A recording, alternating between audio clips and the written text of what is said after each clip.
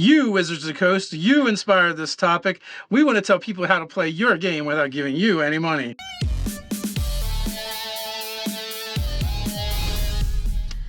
I'm Nerdarchy Ted. And I'm Nerdarchy Dave. Welcome to Nerdarchy, for nerds, by nerds. Alright, so what are we here to talk about today?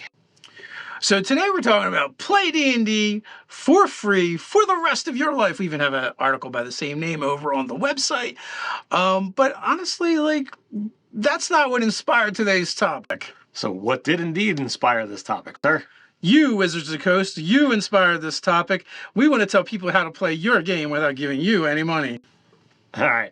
Well, that is a bit harsh. You know, we know that there is a lot of heavy debate with the OGL leak and everything that's going on with it, and there's lots of people who they're bringing out the torches and pitchforks and saying, let's burn this game, let's no longer play.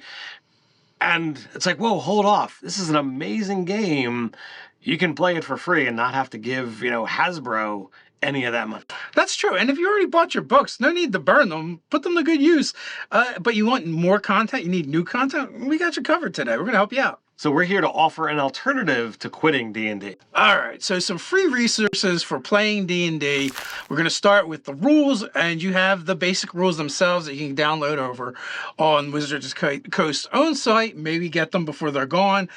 I don't know if they'll take them away, but when one D&D drops, I wouldn't be surprised if they did, so download them. But you can always check the Wayback Machine. I bet they'll still exist on the internet someplace where you can download them, even if Wizards of the Coast tries to make it go away. And there's also going to be the 5e SRD as well.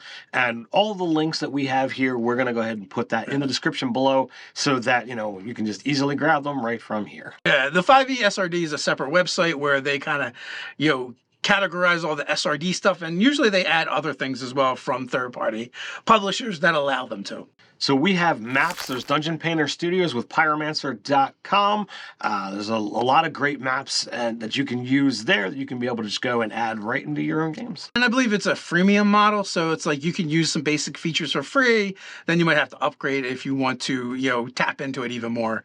So we got Dyson Logo Maps and ElvenCartography.com. So both of them have their own websites where you can download maps for free, but they also have patrons, patrons where you can go over there and support them as well. So within supplements and adventures, you've got Drive-Thru RPG, and I guess you could say, the Dungeon Masters Guild as well. There's plenty of stuff that is either just straight up free or pay what you want. I will say that, if you're going over to the Dungeon Masters Guild and you purchase anything, some of that is going to go back to Hasbro. So just try to stick to the free stuff if you're trying to stop them from getting any money. Yeah, I mean, the really tough part about that is, even when things are pay what you want and you really like what a creator's put out, you should try and financially support them when they do it. But that brings us back to the conundrum we have with the DMs Guild and Hasbro. But perhaps that same creator has things over on RPG Drive-Thru where you can go and support them there, or maybe there's other ways you can support them, like Patreon or a coffee or whatever they might be using. Indeed. There's also going to be itch.io.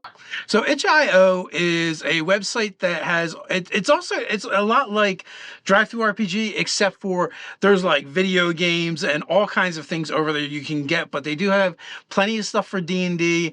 Some of it's pay, some of it's going to be pay what you want, some of it's going to be free, so you can go and sift through and see what you like over there. So next we're going to move into some awesome digital tools that we're aware of. The 5e Magic Shop is a great one that I know Dave and I have both used for generating, treasure and loot and that kind of stuff. I've even gone and mixed and matched, items together to make something, a little obscure and weird. Yeah, well, you can also actually just make a magic item shop too that you can drop right into your game if your players are in the market for magic items and you let them buy them. Next up, we have Kobold Fight Club. It's an encounter building website, so it is going to help you out with building your encounters and making them better. There's Donjon RPG Tools, which does just about everything. I know I've used it for, trinkets and maps and encounters, so it's pretty much, all the things you're looking for in one-stop shopping. Yeah, Donjon is my go-to when it comes to loot drops, because as a improv GM, that's where I am the worst. So there's Chartopia. If you're looking for some amazing charts and lists, I feel like that's a good resource to be able to go to. I know I've pulled it up on occasion to be able to be like, all right, I need something in this vein, and I just kind of grab that because I'm like, I don't need the roll chart. I want the ideas to kind of like inspire. Well, even if you don't want the roll chart, but maybe you want to make your own roll chart, you can do that over there as well. We have pen, dice, and paper. Pen, dice, and paper. We've done a video on that website. It's amazing. Basically, with a click of a button, you can build out a whole campaign, an adventure. It gives you NPCs, goals, treasure, dungeons. It's pretty intense.